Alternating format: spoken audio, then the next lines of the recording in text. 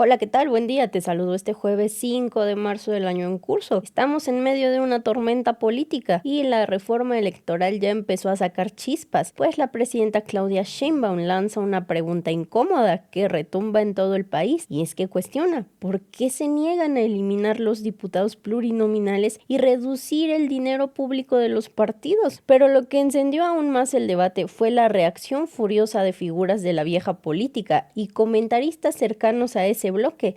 Personajes como Diego Fernández de Ceballos lanzaron fuertes ataques cargados de insultos en medio de la discusión. Desde Palacio Nacional la respuesta fue clara.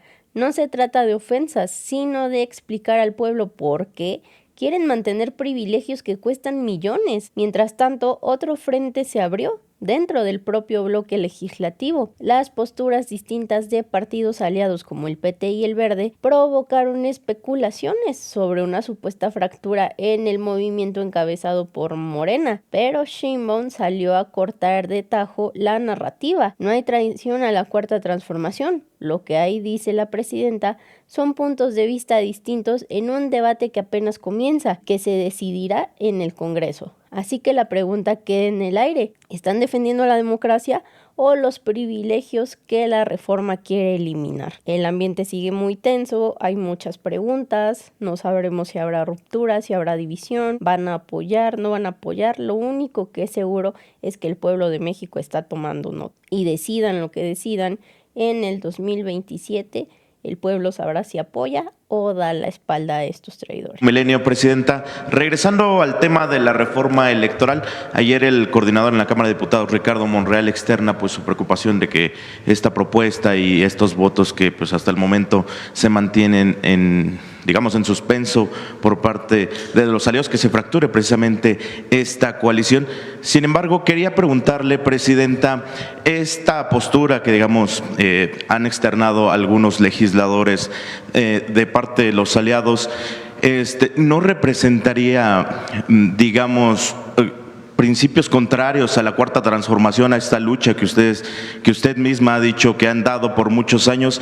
Este panorama que se ha configurado hoy con esta reforma electoral que usted ha propuesto, pues no se veía incluso con el presidente Andrés Manuel López Obrador en el llamado Plan C, no se veía este panorama que se ha configurado. Ahora preguntarle sobre esta postura que se mantiene pues por parte de estos aliados, Son presidente. puntos de vista distintos. Yo no lo pondría como que es una traición a la Cuarta Transformación, son puntos de vista distintos. Para mí es muy importante porque yo me comprometí con la gente de presentarlo de esa manera, presentarlo. Y en el Congreso pues hay puntos de vista distintos. Entonces pues vamos a esperar cómo será el debate y la votación. Y ya en el momento de que se definan las coaliciones para el 27, pues ya se definirá por parte de los partidos políticos. Ahora es muy importante porque los medios y muchos lo han planteado sobre los partidos aliados de Morena o los partidos que me llevaron a mí a la presidencia de la República, pero no hablan de la posición de los otros partidos. A mí me llama mucho la atención, no sé si ustedes vieron, la denostación y el uso de groserías hacia la presidenta de México, de algunos. A mí me llamó muchísimo la atención. O sea, algunos, Diego Fernández de Ceballos, no, ni los pongas porque no vale la pena. Macario Esquetino, otros. ¿Cómo les dolió?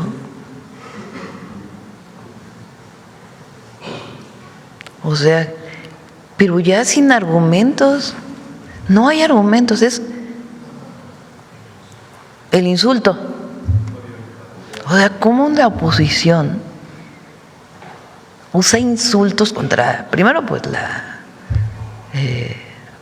a mí ni me afecta, pero llama la atención, es de llamar la atención los argumentos que se usan. Lo único que planteamos, fíjense, o sea, porque otra vez están con que partido de Estado y Morena se quiere y que somos dinosaurios y que quién sabe qué tanto. No, se reconoce la proporcionalidad de los votos de los partidos. Eso no cambia en nada. La única diferencia es que en vez de que el partido defina los de la lista plurinominal, pues que los vote la gente. Eso es todo. Si votaste por un partido, pues también tienes derecho a definir quién va en la lista pluri. Pero la representación de los partidos políticos se mantiene. A nadie se le está quitando la proporción que sacaron en la votación de los 200 diputados. Eso se mantiene. Y la otra es que disminuya los costos, que los partidos no tengan tanto dinero, que el INE no gaste tanto, que se bajen los salarios de los consejeros. Esencialmente esa es la propuesta. Imaginen, o sea, ¿son grandes cambios? No. ¿Son de fondo? Desde mi punto de vista, sí, y son compromisos que hice con la gente. Y además se presentaron en los foros. Esa fue la mayoría de la gente presentó esas propuestas en los foros. Entonces de ahí se retomaron estas propuestas. Ahora, fíjense la oposición, dejen a los partidos aliados ahora. Vamos a ver qué dijo el PRIAN, qué dice el MACPRIAN. Y algunos que así una virulencia, pues que lo digan con argumentos, ¿no? ¿Por qué este uso de estas palabras altisonantes? Para la institución presidencial primero, ¿no? Más allá de Claudia Sheinbaum. Pero lo que llama la atención es dónde quedaron los argumentos. ¿Por qué tienen que seguir siendo listas definidas por las cúpulas de los partidos? ¿Por qué no se pueden bajar los montos que reciben los partidos o que utiliza el INE para la elección? ¿Por qué no se debate sobre eso? ¿Y por qué se usa estas palabras? Digo, llama la atención. Entonces se ha concentrado en el debate con el Verde y el PT, que tienen sus razones y ellos tendrán que explicarlas. Pero ¿y dónde están los otros argumentos? Ni argumentos hay. ¿Qué partido de Estado? ¿Cuál partido de Estado? Si se mantiene la proporción de los partidos en la votación. Presidente, en un segundo tema me gustaría preguntarle, este sábado también su partido Morena, del cual emana usted y por el cual llegó pues a la presidencia de la República, pues ya definirá las reglas, estos criterios para su proceso interno de selección de coordinadoras y coordinadores de la 4T en 17 estados que estarán en juego en 2027, que pues eventualmente serán pues sus precandidatos y candidatas. ¿Usted ha vivido pues este proceso interno? ¿Cómo son los jaloneos? Algunos personajes ya levantaron la mano, otros están activamente. ¿Cuál es su mensaje precisamente hacia estos actores políticos que están interesados en participar en el movimiento desde pues estas representaciones de los 17 estados de cara al 2027, Presidenta? Ya le toque eso a Morena, ¿no? Ya no me corresponde a mí. Mi única orientación es la mejor manera de promoverse en un territorio es casa por casa. Ni los grandes espectaculares, ni es el casa por casa. Lo he platicado muchas veces. Cuando fui candidata a la alcaldía de Tlalpan, entonces llamaba todavía delegación, a la jefatura delegacional de Tlalpan, yo inicié con 3% de conocimiento. Había sido secretaria de Medio Ambiente y había estado con el movimiento muchos años, pero en la delegación tenía 3% de conocimiento. Y a pie recorrí, y es la delegación más grande de la ciudad, a pie estuve primero promoviendo a Morena, porque no me podía promover personalmente, y después ya cuando fueron los tiempos electorales, porque fue la primera vez que Morena participó en una elección, en el 2015. Entonces, lo mejor es el casa por casa, es lo mejor. En aquellas épocas, el dirigente, entonces no era presidente, López Obrador, ya que habías ganado la encuesta, te decía, unos buenos tenis y un morral el morral para los volantes y los buenos tenis para caminar, o unos buenos zapatos. Entonces, no se necesita más que eso, el casa por casa. Por último, Presidenta, mañana encabeza mañanera desde Zapopan, Jalisco, pues a semanas de esta operación que derivó en la caída de Nemesio Oseguera Cervantes, el Mencho. ¿Qué mensaje dará a la población tras este operativo y que pues acude ya mañana. Pero vamos siempre para decir que ahí estamos con todas y todos los jaliscienses y vamos a seguir apoyando siempre a todas las entidades de la República y particularmente a Jalisco. Gracias, Presidenta. Gracias, Presidenta. Carlos Padilla, de la revista Zócalo. Con relación al tema electoral y su propuesta constitucional, bueno, ahí se incluye una reducción de 48 a 35 minutos, son 13 minutos de menos, que en opinión de muchos periodistas que nos hemos dedicado al análisis de los medios de la comunicación y el periodismo, pensamos que el Estado mexicano está cediendo tiempo en la Constitución para que puede ser utilizado inclusive por las empresas privadas, la televisión y la radio, y que muchas veces venden estas entrevistas precisamente en época electoral. De alguna manera lo hacen por debajo del agua, pero finalmente venden esos tiempos. Pareciera ser que el Estado mexicano está cediendo con esa propuesta a las empresas como una concesión política, económica, y pensamos que el Estado mexicano no puede reducir esos tiempos, que los puede dedicar a la salud, a la educación. No, pero no son tiempos del Estado mexicano, son tiempos en el periodo electoral. Finalmente se ceden.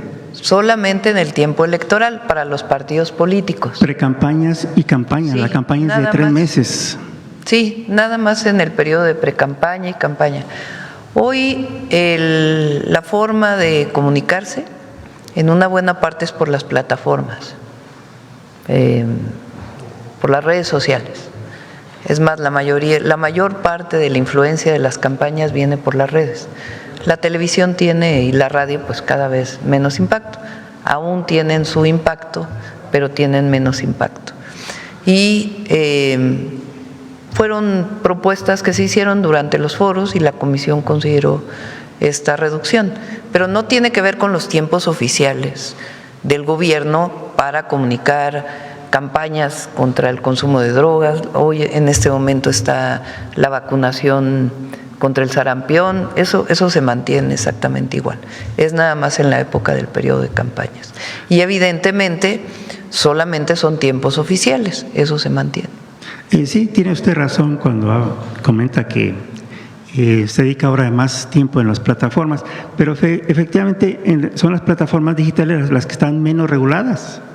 Entonces ahí… Sí, también en algún momento hay que revisar ese tema, ¿verdad? Que tiene sus pros, sus contras, pero eso no se planteó en los foros, se planteó esencialmente lo de los tiempos.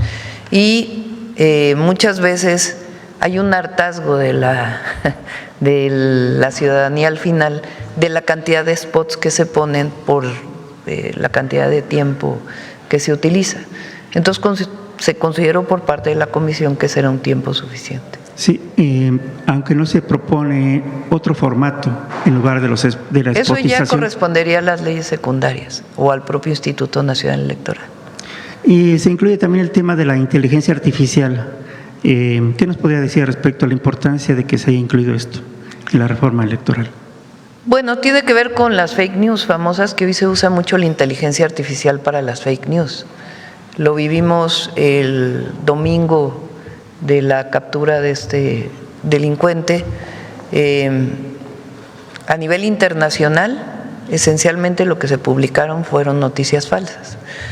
Aviones incendiándose, en fin, una cantidad de noticias falsas impresionantes. En el periodo electoral, con el uso de la inteligencia artificial, yo en el 2024 no lo viví con mi campaña. Es decir, el desarrollo de la inteligencia artificial es del último año prácticamente. Entonces, es esperable que en la campaña del 2027 se utilice muchísima inteligencia artificial. Entonces, ¿qué se está diciendo? Si usas inteligencia artificial, es obligatorio que le pongas inteligencia artificial.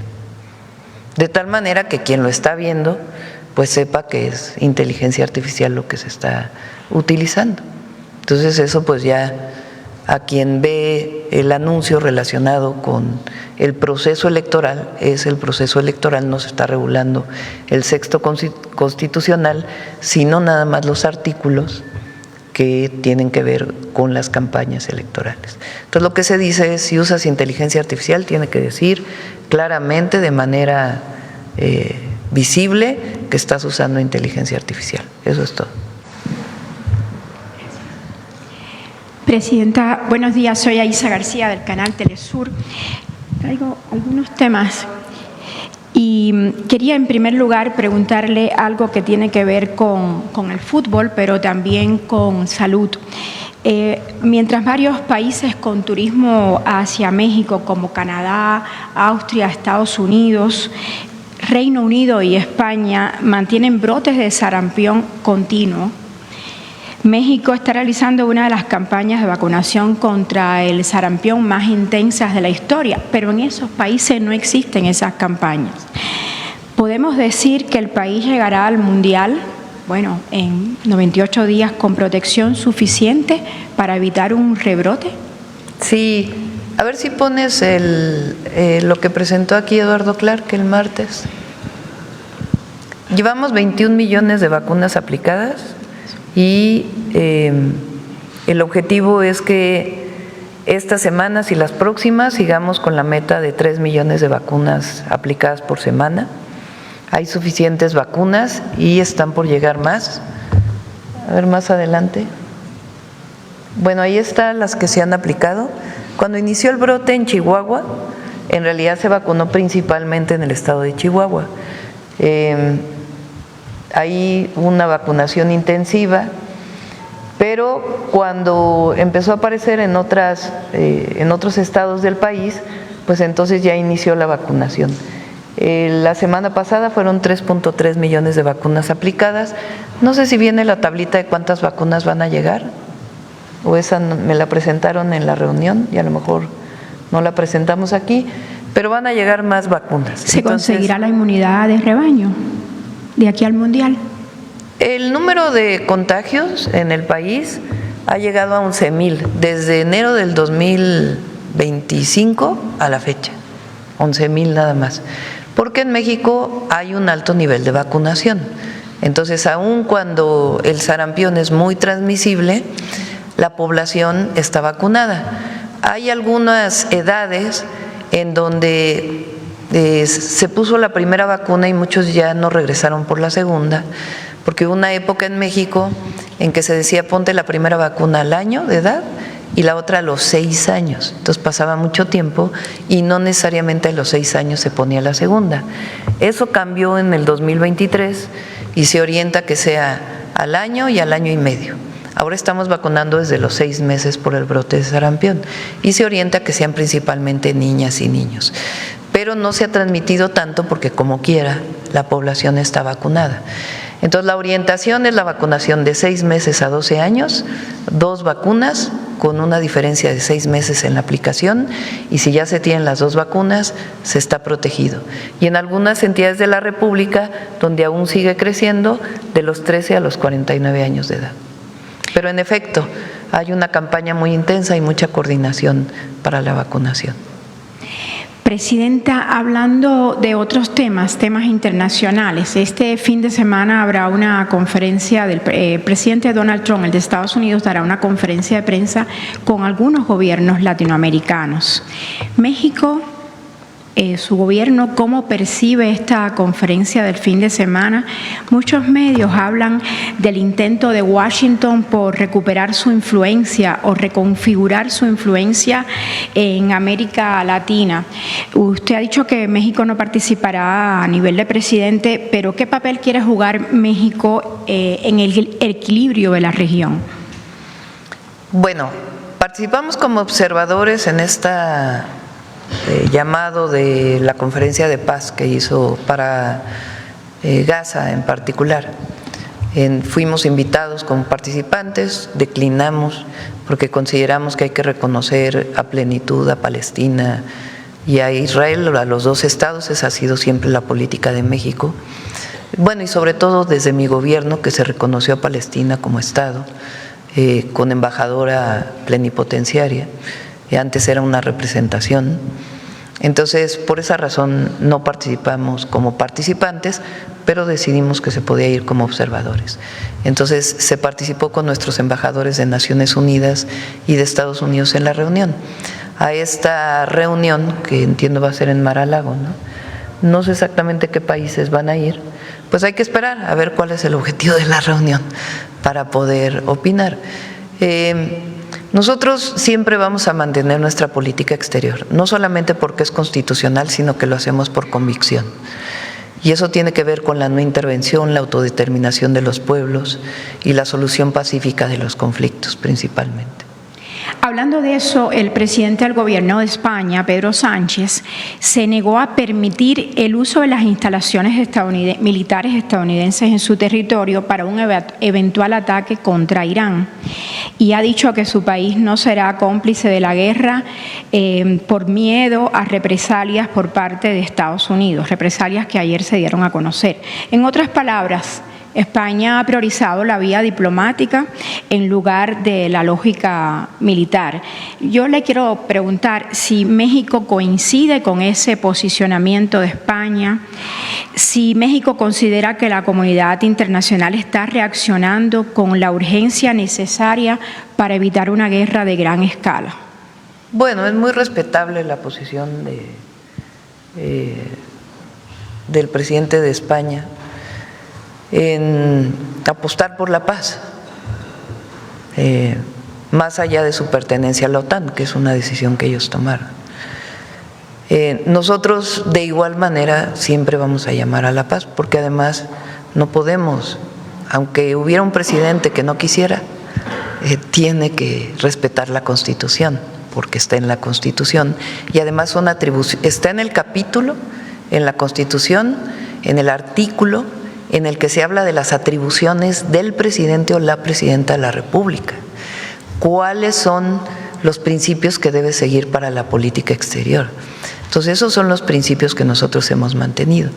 Hace unos días dije que Naciones Unidas pues no se ve por ningún lado y que sería muy bueno que se recuperara pues el papel de Naciones Unidas, que finalmente es buscar la paz en el mundo y al mismo tiempo pues el desarrollo sostenible y justo de los países. Entonces, todos los esfuerzos que vayan en ese sentido, pues siempre vamos a apoyar. Siguiendo el tema internacional, no sé qué tanto se ha difundido que han llegado a Cuba 2 envíos bastante grandes de ayuda humanitaria, pero es una ayuda del pueblo de México a Cuba. Y gran parte de esa ayuda se recaudó aquí al lado, en el Zócalo capitalino. Esto evidencia una movilización social significativa a favor de Cuba. La pregunta es si usted considera que esta respuesta ciudadana fortalece la posición moral y diplomática de México frente a otros países que aún dudan de enviar ayuda. Hay un sello en el pueblo de México, que es la fraternidad. México, nuestro pueblo se caracteriza por eso, por ayudar al otro, por ayudarse en la familia, y eso se refleja en nuestra política exterior. Entonces, la solidaridad del pueblo de México con todos los pueblos del mundo existe siempre, y en particular cuando están viviendo una situación muy difícil, como es el caso del pueblo de Cuba en este momento. Y nosotros pues vamos a seguir enviando ayuda humanitaria en todo lo que se requiera. Presidenta, en otro tema, hoy justamente yo creo que en estos momentos se está dando en la Comisión Interamericana de Derechos Humanos, se está dando en la Corte Interamericana de Derechos Humanos, se está hablando de la responsabilidad de los estados frente al tráfico ilícito de armas. Es un tema que yo le doy bastante seguimiento. En caso de que el tribunal, en estos momentos, que no sé el resultado, establezca que existe una obligación jurídica de prevenir el desvío de armas cuando éstas alimentan violaciones masivas a los derechos humanos, México estaría dispuesto a exigir responsabilidad internacional a los países de origen de la mayoría de las armas que ingresan a nuestro territorio y fortalecen el crimen organizado, como es el caso de Estados Unidos, las armas que vienen de allá. Lo hemos planteado en todos los foros. No sé si llegaría a un tema de acusación formal. Lo que se ha hecho es a las armadoras, tanto a los fabricantes como a las vendedoras de armas, porque son responsables de venderle a quien trae armas a México de manera ilegal. Y nuestra posición siempre ha sido que si Estados Unidos, que colaboramos y nos coordinamos y trabajamos conjuntamente en el marco de la defensa de nuestra soberanía y de su soberanía, cada quien en su propio país, y se colabora y se coordina. Pero la mayor ayuda que nos pueden dar es evitar que entren las armas a México, y eso lo mantenemos en todos los foros posibles, tanto las reuniones de seguridad como en el entendimiento reciente. Ahí viene claramente la responsabilidad que asume Estados Unidos de controlar el flujo de armas de Estados Unidos a México. En relación con Estados Unidos, Presidenta, el lunes la Cancillería dio a conocer la muerte de un mexicano en el centro de detención de Adelanto, California. Ya tenemos más información sobre esto. Ya se presentó una nota diplomática formal de protesta. De inmediato se presentó una nota diplomática y se está apoyando a la familia. Y la manera en que nosotros hacemos la denuncia ya es a través de las familias. Directamente el consulado no lo puede hacer por asuntos legales. Entonces lo que se hace es apoyar a las familias con abogados para que puedan presentar la denuncia y darle toda la continuidad. Entonces en ese trabajo estamos y siempre depende de la víctima. Ahora no es el primer caso y esta nota diplomática fue más fuerte porque hay que proteger la vida siempre de nuestros compatriotas. ¿Y se conoce cuántos mexicanos han fallecido bajo custodia migratoria en Estados Unidos? ¿Y qué consecuencias diplomáticas hubo en cada caso? En todos los casos se ha enviado nota diplomática y en todos los casos se está apoyando a las familias para la denuncia en los Estados Unidos, en los tribunales correspondientes. Y evidentemente en pues estamos exigiendo además toda la información, cómo fue que pasó, por qué pasó y todo lo que tiene que ver con ello. Porque más allá de que nuestra posición es que a las y los mexicanos que viven allá todos son honestos y trabajan y ayudan a la economía de Estados Unidos. Y pagan impuestos. Y pagan impuestos. Más allá de esa posición y de que no estamos de acuerdo en la manera en que se está tratando, pues evidentemente en un caso de este tipo pues tiene que conocerse toda la verdad y ayudar a que se presente la denuncia y darle la continuidad. Una última pregunta, Presidenta, de tema local. Supe que la Secretaria de Cultura, Claudia Curiel, se reunió con los sindicatos en horas recientes. ¿Qué se hará con la problemática de los sindicatos de cultura, considerando que viene el Mundial y que atienden lugares centrales? Se va a resolver. Hay demandas que ellos tienen de hace tiempo que estamos viendo cómo cumplirlas. Es un tema pues siempre presupuestal. Entonces estamos viendo la manera de poderles ayudar a que se cumplan las demandas. Algunas pues son digamos, no se puede hacerlo, pero muchas de ellas, ellos tienen justificación de las demandas que están pidiendo. Me lo dijo la Secretaria de Cultura hace unos meses, para que lo conozcan todos los trabajadores de cultura. Ella misma lo planteó, ella está trabajando con la Secretaría de Hacienda para ver la manera de responder pues a las necesidades de las y los trabajadores en los centros culturales de nuestro país. En algunos casos pues va a ser paulatino, esa es la propuesta que les vamos a hacer, y en otros casos pues este mismo año podrá atenderse. Y algunas otras pues ya no tienen que ver con otras demandas, ¿no? Entonces Claudia lo está atendiendo, lo está haciendo muy bien y con mucha sensibilidad. Muchas gracias. Voy a platicar de quién y cómo se van a poder inscribir al concurso para representar a México en la inauguración del Mundial de Fútbol el 11 de junio del 2026 y por qué ellas son las juezas de quién se lo va a llevar. El concurso se llama Representa a México en la inauguración del Mundial. ¿Con qué boleto? Con el boleto de la presidenta. Es este boleto, el 00001. Yo voy a estar aquí en el Zócalo con la gente viendo la inauguración, mientras una joven me va a representar en la inauguración. ¿Por qué? Pues porque pienso que una joven que juega fútbol es una gran representante de nuestro país.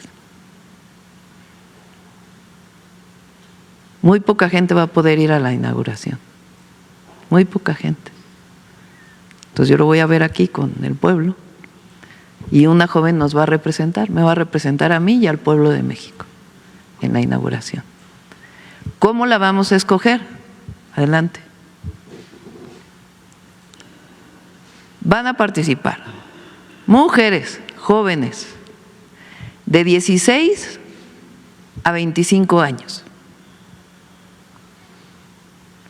Van a enviar un video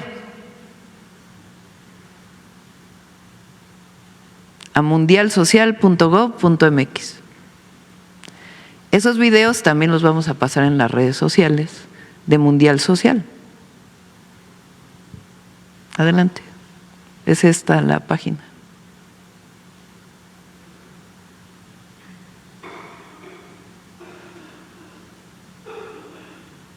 ¿Qué tienen que hacer? Dominadas por 1 minuto.